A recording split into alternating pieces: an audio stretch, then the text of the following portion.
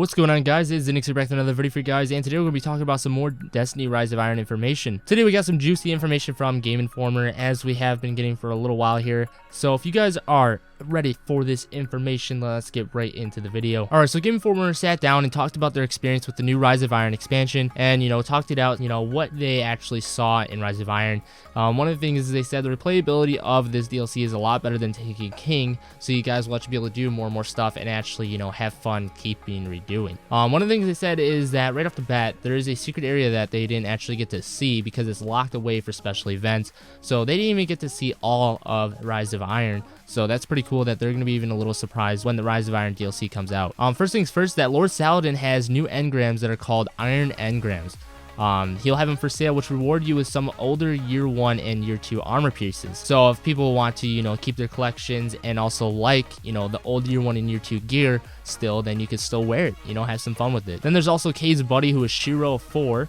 He has some cool stuff connected to him. He has bounties to undertake, like using the battle axe to kill enemies in the Plaguelands or completing a captain encounter in the Archon's Forge. Shiro also has some class items for sale, which look to me like some of the old year 1 Iron Banner op, like the Hunter Mantle of Perrin, the Titan Yolder's Iron Sash, and the Warlock Fellwinter's Iron Bond. So people are gonna be happy, having those back, because like they said, collection wise, people like to collect a lot of year 1 and year 2 gear. I know I do for myself. My voltage is filled with year 1 and year 2 gear from like every raid and every special event. So that is going to be really awesome for me. There's also a new Radiant treasures that they got to take a glimpse at. So they're apparently very similar to Sterling treasures that were introduced in the April update. Some of them look pretty cool. It sounds like you'll be able to get them through either microtransactions or completing in-game missions. So here we go with more microtransactions. Bungie did sink low by having microtransactions added into the game.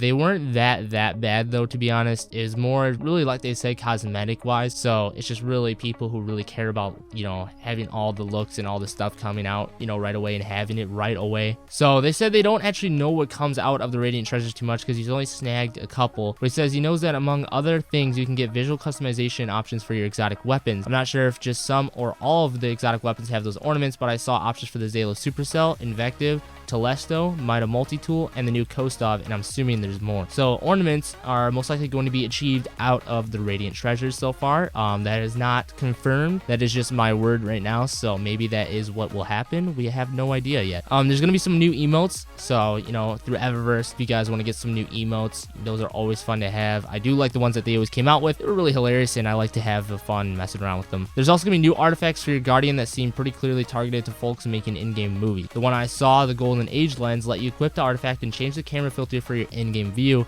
and it added a sepia tint. It also saw one that added a blue tint. Bungie applied that there are just a few colors, but it's still pretty neat. They definitely presented a cosmetic choice, not something that would compete with the powerful Iron Lord artifacts. Now we're going to move on to the Plaguelands and some of the Archon's Forge. So they say it's still like old Russia, but they give it kind of a new feel with the new snowy feel, and it adds kind of a new flavor to the patrol, so that's pretty cool. There's a new area called Lord's Watch that is a massive bluff that overlooks the whole zone, and you can see some of the places you're going to visit. There's this area where there's a ground tanker, and in one spot you can see the ship torn open and splicers are sniping at you from the raised decks of the beached ship. They say they also liked the bunker area, which feels a lot like World War II missile silo. There's a massive foundry, which is a ball torn from one of the Golden Age colony ships, and the splicers are trying to retrofit it. Always off in the distance is that big flaming fortress, which is where you find Archon's Forge. Thankfully, they've maintained the old Cosmodrome. New or returning players can still go and experience the Cosmodrome as it originally appeared. The new snowy version of Old Russia only shows up when you choose to land in the Plaguelands patrol zone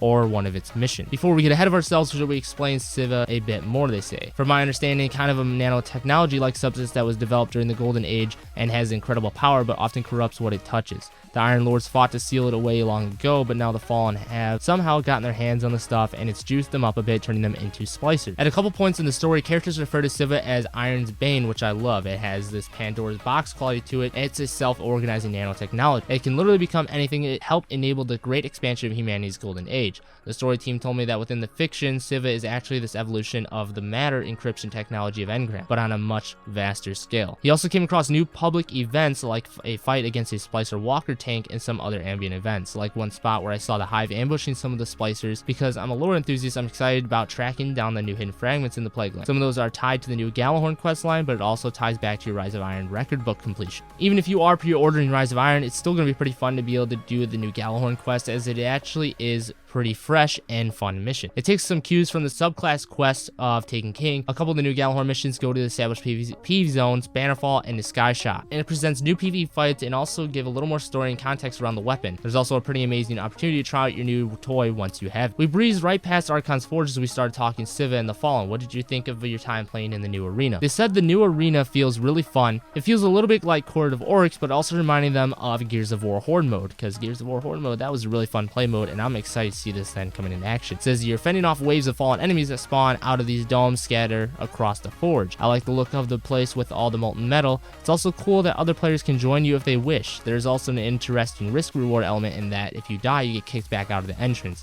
which is locked, so it's usually better to wait for your partner to revive you, or just not die. Do you know the background on Archon's Forge? Why is it there? It says one of the designers told me that there's a story basis for Archon's Forge. It plays off the Fallen hierarchy system. A fallen foot soldier has to scavenge for a piece of Civic technology to prove its worth to his house, and then he offers it up at the Archon's Forge in order to earn the right to fight and improve his standing. So in effect, when you find these Civic pieces that trigger the start of a fight, you're stomping all over the Fallen Ascension ritual. Some of the challenges got pretty hard too. We didn't make it all the way to the boss, but Bungie did say that each Archon's Forge challenge ends in a boss battle. However, if you don't kill the enemies fast enough, you can time out, not even make it to the boss. It seems like you need to be constantly dealing damage. Thankfully, if you manage to complete these challenges, you can earn new Archon's Forge specific armor and weapons, and they said it's one of the ways to earn light cap class item. I really like the contrast between the sleek futuristic armor that you get out of the Archon's Forge and the raid, and the old-fashioned medieval and Viking aesthetic of the Iron Lord and Iron Banner armor. And for the record, Iron Lord and Iron Banner armor are two different sets. They're similar, but the Iron Banner armor has a little bit more of a militaristic vibe. Alright guys, this video is catching on to be pretty long here. I don't want to keep you guys in one video for too long. I know you guys do start to lose interest, as I do too, watching really long videos.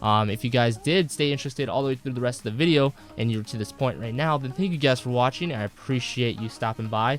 Make sure to please like and subscribe if you guys enjoyed. We're going to talk about the Crucible in another video that should pop up around after this, maybe the same day, maybe just a little bit later on in the day, or you know, maybe in the morning tomorrow. So once again, thank you guys for watching. I appreciate all of your guys' views and support. But without further ado, Guardians, harmony within, hurricane without, and I will see you all in the next video.